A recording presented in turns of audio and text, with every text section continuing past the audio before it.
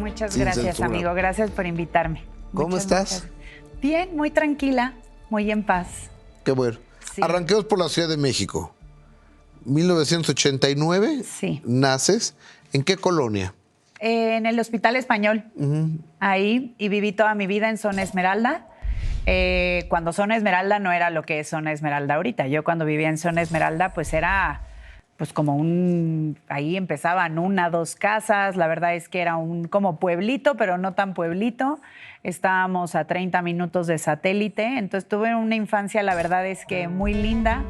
En el jardín, en los árboles, en la bicicleta con mi papá. Tuve una mamá muy dedicada y pues nada, la verdad. ¿Cuántos hermanos son?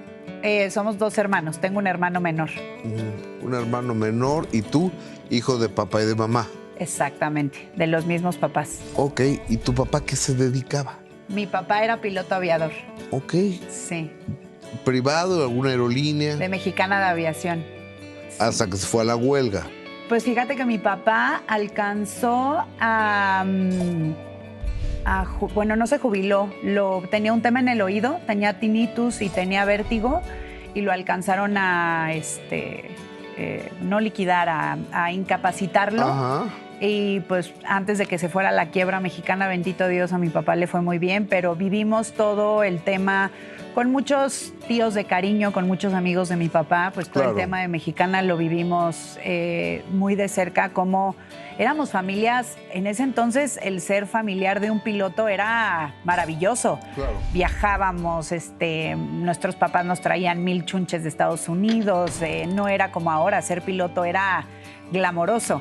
Entonces, pues la verdad es que también el trabajo de mi papá nos dio mucha oportunidad a viajar, a conocer, y creo que es también mucho de lo que me hizo a mí como ser humano, el poder Claro. viajar. ¿Y tu mamá?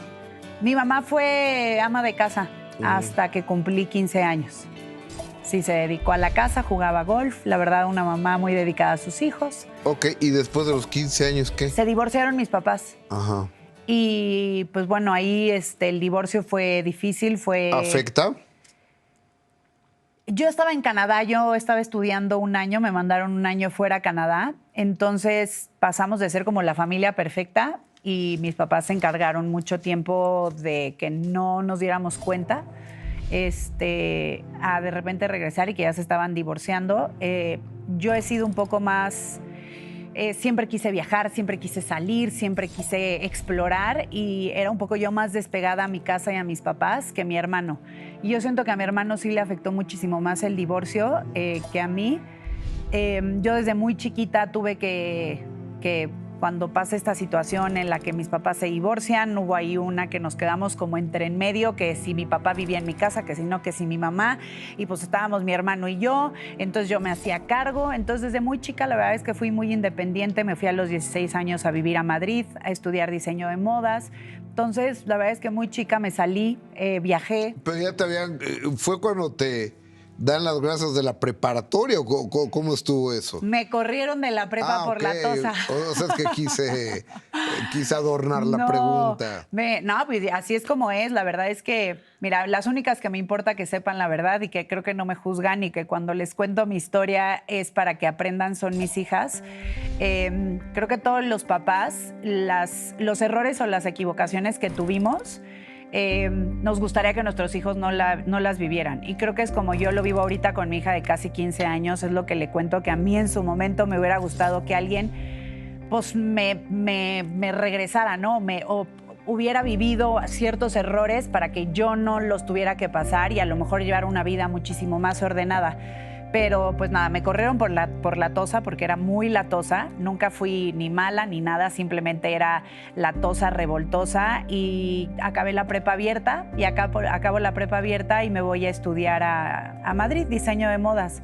Pero pues ahorita sí volteo y veo, por ejemplo, a mi hija Martina y digo, 16 años, estaba muy chiquita. Yo vivía en un departamento sola, pagaba mi luz, mi gas, en Madrid. Sí, yo tenía mi departamento, mi papá me apoyaba, obviamente me pagaba mi escuela, me ayudaba con todo, pues, con a los todo, 16 años, claro, ¿qué? me fui a estudiar. Ajá. pero pues al final sí empiezas a tener responsabilidades de saber que tienes que ir al banco, pues aunque te deposite tu papá, pues tener que pagar los servicios, tener tu departamento limpio, llegar a la escuela, empezar ya con una vida universitaria. Entonces yo creo que desde ahí empecé a crecer muy rápido, empecé a tomar decisiones que creo que pude haber retrasado un poquito. Te digo, le digo a mi hija, creo que para todo hay momento. Y luego cuando estamos chavos creemos que conocemos todos y nos creemos adultos y creemos que tenemos la razón, y creo que me pasó y tuve papás que me apoyaban en todas mis locuras. Y siempre mi papá me educó a viajar mucho, a caminar.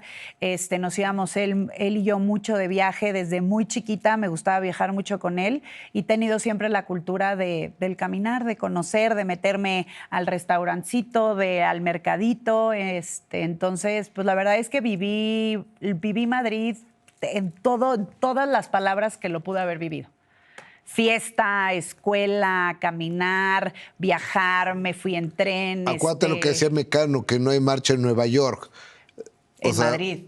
Después de Madrid, pues no hay marcha en Nueva York. No. Y la marcha en Madrid es dura. Y viví desde los botellones hasta las terrazas, hasta de todo lo viví. La verdad es que me tocó una época muy bonita, de mi vida que, pues bueno, estaba chiquita, pero que lo pude disfrutar y tuve la oportunidad de que mis papás me apoyaran y pude disfrutar Madrid y estudiar allá, que fue mi primera carrera.